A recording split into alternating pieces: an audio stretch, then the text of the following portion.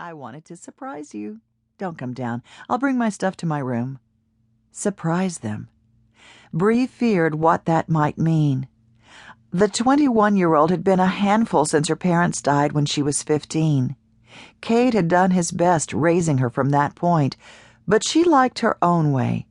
All the time. Kade stood aside as Laurie came up the stairs. It's a mess, sis. We're redoing it as a surprise for you. Laurie went to the doorway of her bedroom and gasped, "Holy cow, I can't sleep in here." "No," Bree agreed. "We could put an air mattress in Davy's room, though.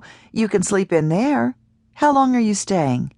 "We can try to get it done as quickly as possible, but with our schedules, it will probably take at least a week." "A week," Laurie echoed. "I can't sleep on the floor for a week." "We have a new sofa," Bree said. "It might be more comfortable."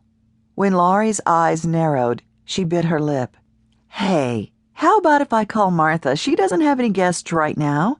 I'm sure she'd love to let you stay there." "She'll be matchmaking," Laurie muttered. She dropped her army green duffel bag on the floor. "But it looks like I don't have a choice." Samson and Zorro had followed closely at her heels, and Samson whined at her tone. She patted his head. "I'm not mad at you, boy." Which by inference meant that she was mad at someone, most likely her brother. She bristled every time Kade said or did anything. Though Bree hadn't been on the favored list lately either. Bree suppressed a laugh. "We've got most of the wallpaper down. There's only one more wall to strip. Then I can wash it all down so Kade can repair the holes. Once that's all dry, I'll paint. You can pick out the color. We were just trying to decide what you'd like." "Not pink." Laurie curled her lip. "Of course not," Bree said. "Maybe a nice tan?" Laurie shrugged. "We'll see. I sure wasn't expecting this mess." "And we weren't expecting you," her brother said. "Laurie, it's time you grew up and showed a little appreciation. We wanted you to have a nice room when you came home. Bree has worked hard every day at her job. Then she's come home and stripped wallpaper. It's a hard job, in case you were wondering." Laurie had the grace to look ashamed. "Sorry, Bree. I didn't mean to sound ungrateful. It's been a long day." Bree smiled, determined to turn the situation into a good one. "It sure has. Let me call Martha. Kade can help you carry in your things. Do you have more stuff in your car?" "Yeah, but some of it can stay there until my room is ready." Something in her tone caught Bree's attention. "There's something you're not telling us. And school isn't scheduled to be let out for 2 weeks. You didn't quit school, did you?" Laurie's blue eyes flickered.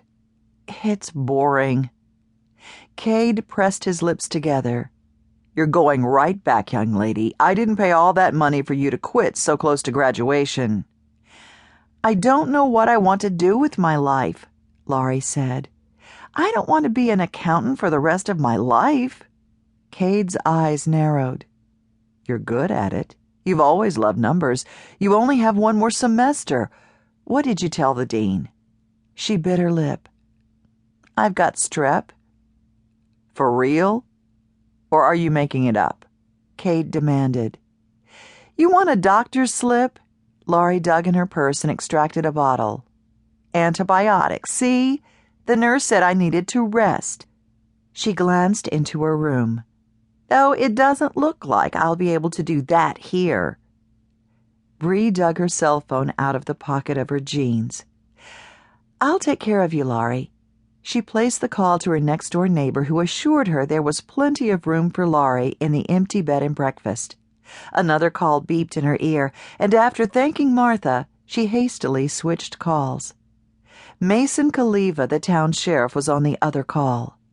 "Grab Samson and get out here. Some idiot in a parachute jumped out over Ottawa Forest and hasn't been seen since."